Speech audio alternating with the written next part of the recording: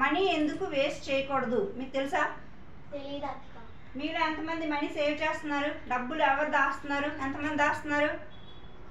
మీలో ఎవరైనా డబ్బులు దాస్తున్నారా? ఇద్దరు చేతులు పైకెత్తారు అంతే. మిగిలిన వాళ్ళు ఎవరు డబ్బులు దాయట్లేదా? దీని మీద ఒక స్టోరీ చెప్పుకుందాం. అనగనగా ఒక ఊళ్ళోని ఒక అబ్బాయి ఉండేవాడు. ఆ అబ్బాయికి 3 ఇయర్స్ ఉంటాయి అన్నమాట. 3 ఇయర్స్ వాళ్ళ నాన్న దగ్గరికి వెళ్ళి డాడీ నాకు పెన్సిల్ కొనవా, పెన్ కొనవా, ఎరేజర్ కొనవా, లేకపోతే బొమ్మలు కొనవా, నన్ను అక్కడ తీసుకెళ్ళవా, ఎక్కడ తీసుకెళ్ళవా అని అడుగుతూనే ఉండేవాడు. సైకిల్ కొనవా. చిన్నప్పుడు మీరు అందరూ అడగరా? ప్రతి ఒక్కరు అడుగుతారు. కానీ వాళ్ళ డాడీ నీ దగ్గర ఆల్రెడీ పెన్ ఉంది, మళ్ళీ పెన్ ఎందుకు? నీ దగ్గర బుక్ ఉంది, మళ్ళీ బుక్ ఎందుకు? నీ దగ్గర పెన్సిల్ ఉంది, మళ్ళీ పెన్సిల్ ఎందుకు? ముందు వాటిని బాగా యూజ్ చేయి, ఆ తర్వాత అవి అయిపోతే నేను మళ్ళీ కొనిస్తాను, అవి అయిపోయాకే కొనిస్తాను, కొత్తవి కొనివ్వనని చాలా మొహమాటం లేకుండా చెప్పేవాడు అనమాట. సైకిల్ కొనివ్వా అంటే సైకిల్ ఎందుకు నాన్న, ఇక్కడికే నడిచి వెళ్తే మనకి వాకింగ్ కూడా అవుతుంది అని చెప్తాడనమాట. ఏమీ కొనివ్వలేదు వాళ్ళ డాడీ. వాళ్ళ ఆవిడ ఎంతసేపు పిల్లడు ఏమడిగినా కొనవేంటి, కొనాలి కదా, పిల్లలకి సరదా తీరుతుంది సరదా కదా అని అంటదనమాట. అయినా సరే ఆవిడ మాటలు కూడా పట్టించుకోడు అనమాట. ఆ పిల్లడు ఇంకొంచెం పెద్ద అయిన తర్వాత బైక్ అడుగుతాడు. అందరూ ఫ్రెండ్స్ బైకులు కొనుక్కున్నారు, నాకు బైక్ కొనవా డాడీ అంటే, లేదు నాన్న నా దగ్గర అంత అమౌంట్ లేదు అని చెప్పేస్తాడు అనమాట. నేను సినిమాకి వెళ్ళాలి, నాకు 2000 ఇవ్వు, నేను ఫ్రెండ్స్తో బయటకు వెళ్ళాలి, నాకు 3000 ఇవ్వు, అలా అడిగేవాడు అనమాట డబ్బులు. అలా కూడా వాళ్ళ డాడీ ఇచ్చేవాడు కాదనమాట.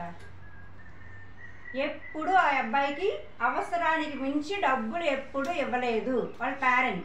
వాళ్ళ డాడీ ఇవ్వలేదు. వాళ్ళ ఆవిడ అంతా పిల్లడికి సరదా తీరుతుంది ఇవ్వు అని ఆవిడ అన్నా సరే ఆయన ఎప్పుడు డబ్బులు ఇవ్వలేదు. అయితే ఆ అబ్బాయి ఇంటర్ సెకండ్ ఇయర్ పూర్తయిన తర్వాత నీట్ ఎగ్జామ్ రాశాడనమాట. నీట్లో మంచి మార్కులు రాలే. అంటే గవర్నమెంట్ అప్పుడు నీట్లో మంచి మార్క్స్ వచ్చితే మనకు ఫ్రీ సీట్ వస్తుంది కదా, అలా రాలేదు ఆ అబ్బాయికి. అప్పుడు ఏమొచ్చి వాడికి చాలా డాక్టర్ అవ్వాలని చాలా ఇష్టం అనమాట.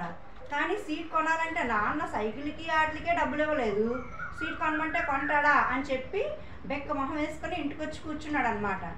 అర్థమవుతుందా మీకు? ఇంటర్ అయిన తర్వాత నీట్ అనేది అంటే ఏంటో మీరు తెలుసుకుంటారు. ఇప్పుడు అదొకటి ఉందా, దానికి ఎలా ప్రిపేర్ అవుతారు అవన్నీ కనుక్కోండి మీరు.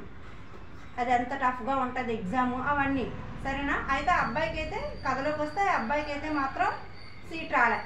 ఇంటికి వచ్చి బిక్క మొహం వేసుకొని కూర్చుంటే వాడి చేతిలో వాళ్ళ నాన్న కాలేజ్లో జాయినింగ్ పేపర్స్ చేతిలో పెట్టాడు అనమాట. ఆ అబ్బాయి మొహం బల్బులో వెలిగిపోయింది. ఎలా డాడీ నువ్వు ఎలా కొనేసావు సీట్ అని అడిగాడు అనమాట. నువ్వు చిన్నప్పటి నుంచి వేస్ట్ చేయడానికి డబ్బులు అడిగేవాడు కదా. పెన్ ఉండగా పెన్ కొనమనేవాడివి, డ్రెస్ ఉండగా డ్రెస్ కొనమనేవాడివి, ఏవైనా ఉండగా కొనమనేవాడివి, లేను కొనిమ్మనేవాడివి. నువ్వు కొనమన్నవి ప్రతిసారి ఆ డబ్బులు తీసి నేను సేవ్ చేసేవాడిని, బ్యాంకులో వేసేవాడిని. అర్థమైందా? ఆ డబ్బులు ఇప్పుడు బైక్ అడిగాడు 13 లక్షలు, ఆ డబ్బులు పట్టుకెళ్ళి బ్యాంకులో వేసేవాడు అనమాట. అంటే వాళ్ళ నాన్న దగ్గర లేక కొనలేదు, వృధా చేయకూడదు అని. వాళ్ళ నాన్న దగ్గర ఉన్నాయి అయినా సరే కొనేవాడు కాదనమాట. వృధా చేయకూడదు అని సైకిల్ కొనమన్నాడు అప్పుడు చిన్నప్పుడు. అప్పుడు డబ్బులు వాల్యూ ఇంకా ఎక్కువ ఉంటుంది కదా. ఆ డబ్బులు తీసుకెళ్ళి బ్యాంకులో వేసాడు. డ్రెస్సులు కొనమన్నవి, ఫ్రెండ్స్తో తిరగమనడానికి అవన్నీ కొనిపెడితే చాలా డబ్బులు అయ్యాయి. ఆ డబ్బులు పట్టుకెళ్ళి నీట్ కాలేజ్లోని MBBS సీట్ కొన్నారనమాట. అర్థమైందా? ఇప్పుడు ఎన్ని డబ్బులు అయ్యాయో చూసాడు ఆ పిల్లడికి. అనవసరంగా ఖర్చు అనవసరంగా వాళ్ళ నాన్న ఎంత తెలివైనవాడో చూసారా? వాడికి అవసరానికి మించి డబ్బులు ఇస్తే వాడు లైఫ్ స్పాయిల్ చేసుకుంటాడు, అనవసరమైన అలవాట్లకు పడతాడు. డబ్బులు లేకపోతే నోరు మూసుకొని కూర్చుంటాడు ఇంట్లో, అంతే కదా. ఫ్రెండ్స్ వాళ్ళు అలాగే అంటారు.